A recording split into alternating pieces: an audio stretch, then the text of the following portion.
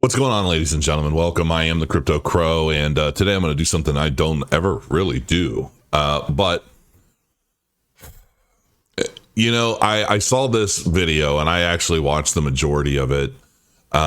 This gentleman is Paul Barron, and I never knew much at all about this guy until, I don't know, maybe a few months ago, where a friend of mine was asking me questions about him.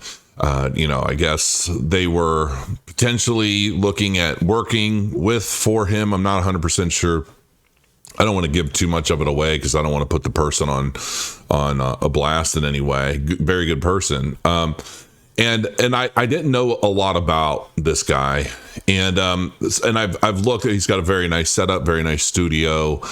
He obviously cares about what he does. And that's wonderful, but it's also obvious that he is very much a Solana camper, okay? And before I go even deeper into this, I want to just say this. I've taken my shots at Solana, and I've taken my shots at the blockchain that I believe is really completely ran and ultimately driven by venture capitalists. And generally, I don't even necessarily have a problem with some venture capitalist groups.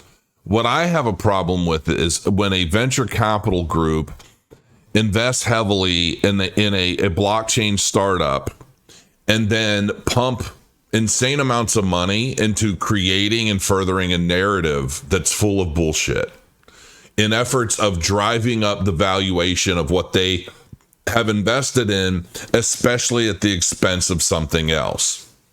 Because to me, number one, not only is cryptocurrency not a zero-sum game, and there's room for everybody, there are so many.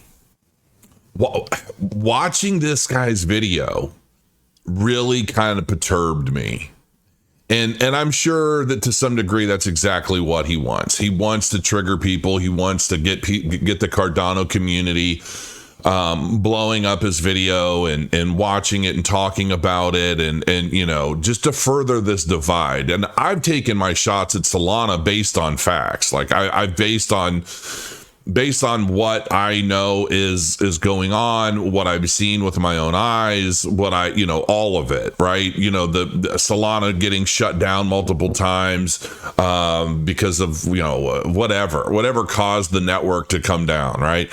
I've made those comments, but I would never do a video where I am intentionally trying to structure or rearrange or basically create a false negative or false narrative to support anything. It's just not something that I do. I mean, I've done videos where I've shared my opinion and things, and maybe for whatever reason, we'll just say that that's what Paul is doing in this video.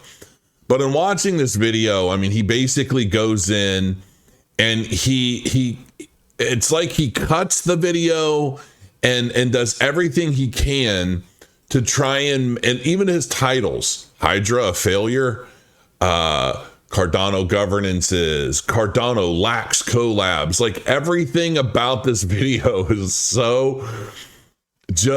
it's just so much, there's so much bullshit in this video that I can't even believe somebody that you would expect to have a little more, like he cuts a lot of stuff out, and I'm like, everything is very much to serve this narrative that he's trying to project, that Cardano is somehow a lesser thing. And the one thing that really bothered me about this video, and of course he's sharing this opinion of his, but then saying, but I'll leave it to you to figure out. Like, I've already given you the answer. But if you want to come up to a different conclusion that's different than what I'm trying to project, well, you're probably wrong, but I'll let you go ahead and do that. And he's got this weird ass way about going about it. And like, listen, I'm so dumbfounded. And I think when he's going over like guys like Charles, and he tries to paint Charles, I think Ethereum got rid of him or removed him for whatever reason, and like his wording for everything, like I'm going to guess that this guy writes articles for CNN or something. The way he spins things, the way he uses words to try and project an idea of something. I want to know what college you went to, because I have this thing about colleges now. I've learned that they spin out like people that do stuff like this.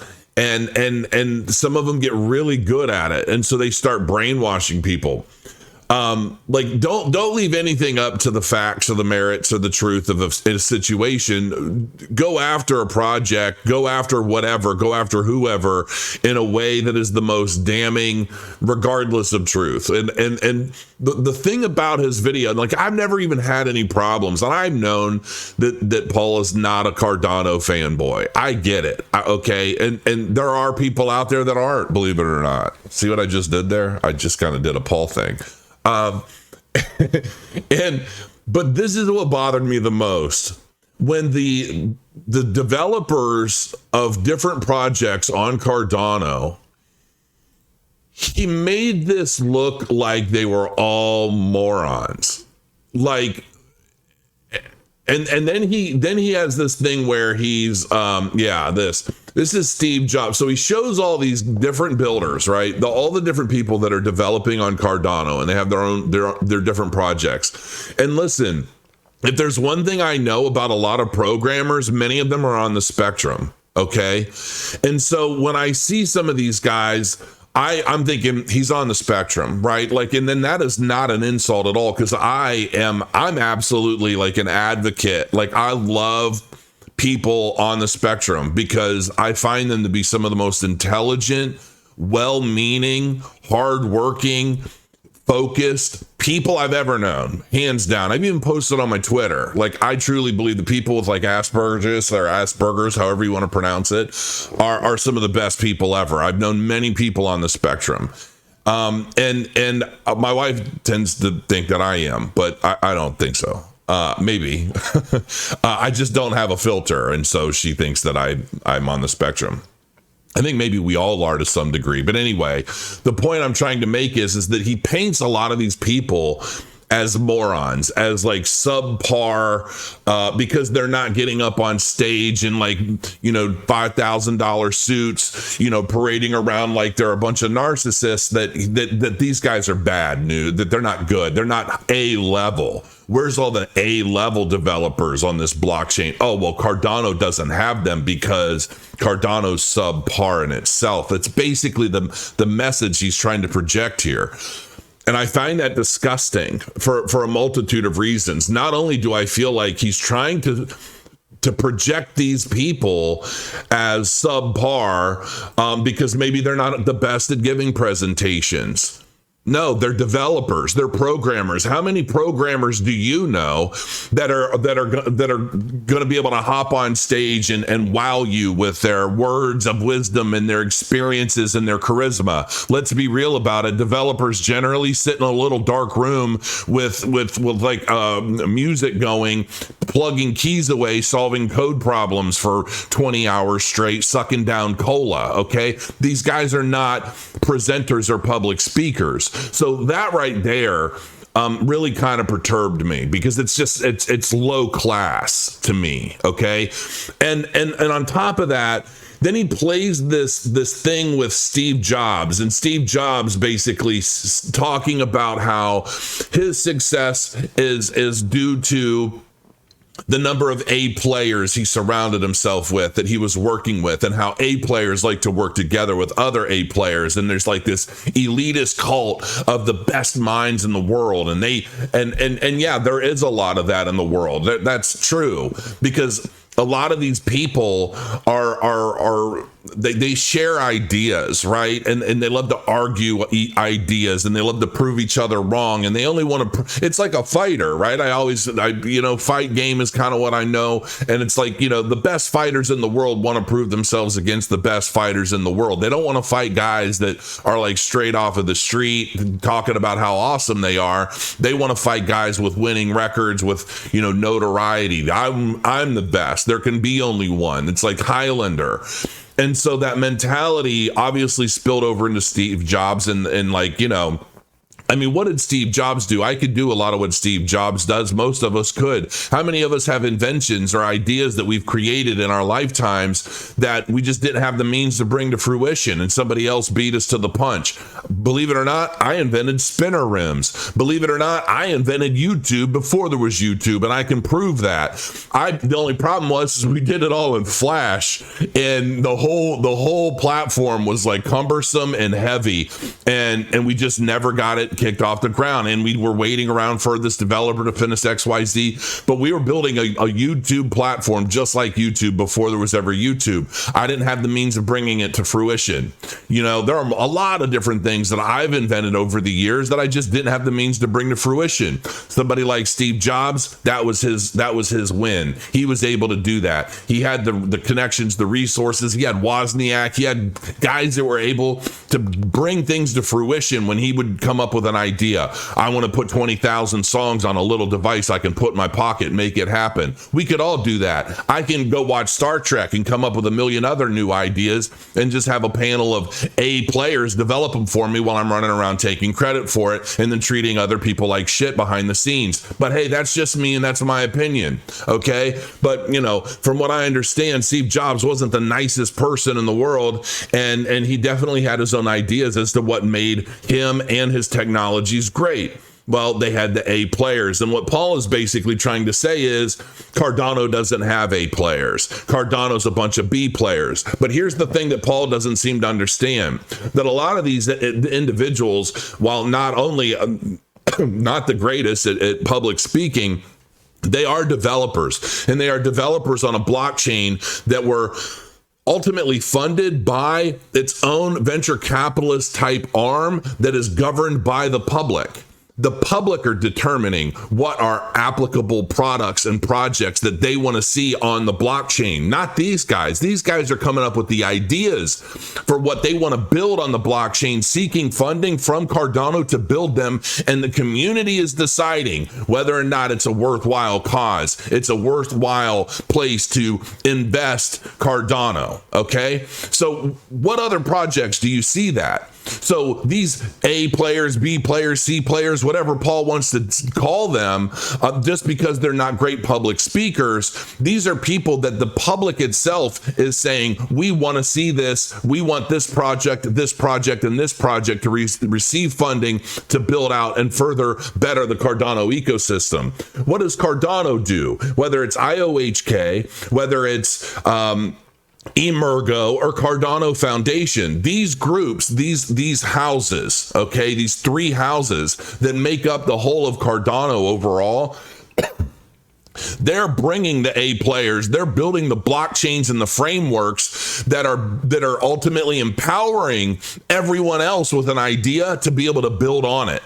That's the difference. And these are the things that someone like Paul isn't bringing up, because his narrative is very much about, I don't like Cardano. I basically like whatever cryptocurrency is making me rich in the moment. And that's what I'm going to talk about. And that's what I'm going to be in favor of. And, to be honest with you, I don't even really have anything against Paul. I have something against this particular video. I've seen other videos recently. People have brought to my attention and said, hey, you might want to check this guy out. Look at what he's saying. And I'm like, okay, whatever. I have a problem misrepresenting something to try and project a narrative that's just not true. And it's like, to me, a lot of this feels like Fox News.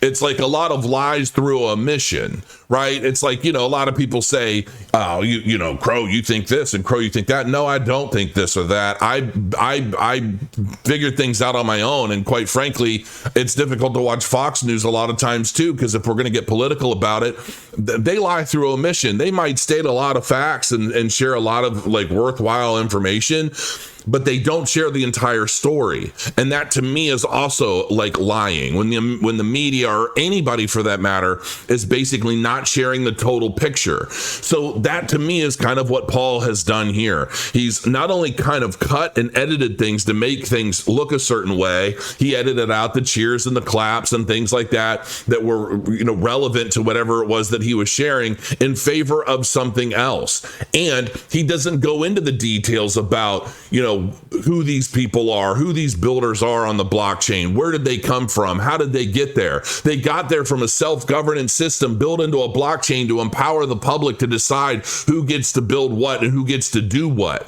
Okay, it's not just some VC guy up in an ivory tower somewhere dictating that all the A players only can basically build their ideas, because that's the thing about ideas, folks. Ideas can become the next wave of evolution for an entire society. And it sometimes will start with the idea of just one person on the spectrum sharing a non-riveting performance where they're sharing the information related to what they're building. And I do kind of in some ways take offense to this part of this video because I just feel like it's uncalled for and it's unnecessary. And Paul, quite frankly, I know you're going to see this at some point, and I think you really should be ashamed of yourself. And I think you should clarify some of this stuff in this hit piece that you did. I'm almost like I'm like so agitated. I might actually go hit the gym again today. And and listen, I don't want anybody to think I hate Paul. I don't know Paul. I've never met him. I don't really know much about him, if I'm honest. It's just of all the stuff that I've seen that has been sent to me from different people over time, this is the only video that has truly gotten under my skin and I felt was a new low. And if that is the kind of if this is the culmination of everything Paul has achieved on YouTube, I mean, he's a much bigger YouTuber than me. He's got almost 400,000 subscribers. So maybe he's doing something right, and I think it pains me when I see somebody at Paul's level putting out content like this. This is an obvious, structured, intentional hit piece, not only on Cardano, but the people that support Cardano, the people that are building on Cardano. And quite frankly, that's something that I have never done, whether it's Solana or other projects, because to me, it just kind of feels low. And if I have done it, correct me in the comments, show me, link me, because it's definitely not my intention. This to me is a very well-structured hit piece, and it attacks more than just the blockchain itself, and as more than man, I just, it kind of pisses me off. It really does. Any of the developers that are building on Cardano, any of these guys that are featured in this video, hit me up. I'll bring you on my channel, let you speak your case. Let's just have a conversation about it. You don't have to be, what's the guy that's like 8 feet tall and people used to compare me to him when I was doing sales coaching.